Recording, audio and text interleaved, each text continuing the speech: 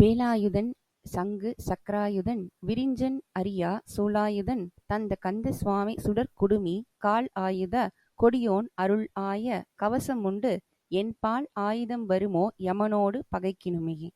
இந்த பாடலின் பொருள்: சங்கு சக்ராயுதனும் பிரம்மனும் அறிய முடியாத அந்த சூலாயுதன் தந்த கந்த சுவாமி சுடர் மிகுந்த உச்சி குடுமியை கொண்டதும் காலை ஆயுதமாக கொண்டதுமான சேவலை கொடியாக கொண்டவனது அருளாகிய கவசம் என்னுடன் இருக்கும்போது யமனோடு பகைக்கினும் என்பால் அவனுடைய ஆயுதம் வருமோ.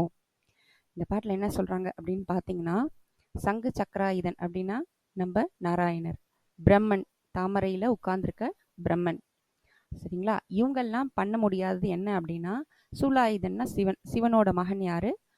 நம்ம முருகப்பெருமான். அப்ப சிவனோட சொத்து வந்து நம்மளுக்கு கொடுத்த சொத்து வந்து யாருன்னா நம்ம முருகப்பெருமான்.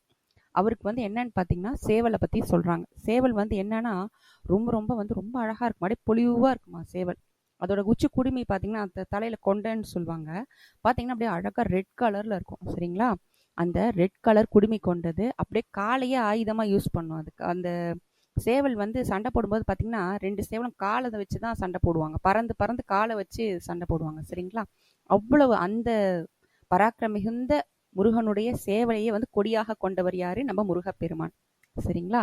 அவரோட கவசம்னா ப்ரொடெக்ஷன். நம்மளை சுத்தி முருகனை கும்பிடுறவங்க எல்லாருக்குமே முருகனோட ப்ரொடெக்ஷன் இருந்துகிட்டே இருக்குமா. அப்படி இருக்கும்போது யமனை நான் பகைச்சுக்கிட்டாலும் என் முருகன் வந்து என்னை காப்பாத்துவாரு, யமனோட ஆயுதம் என்னை எதுவுமே செய்யாது அப்படின்னு சொல்லி அருணகிரிநாதர் இங்க பாடுறார். மிக்க நன்றி.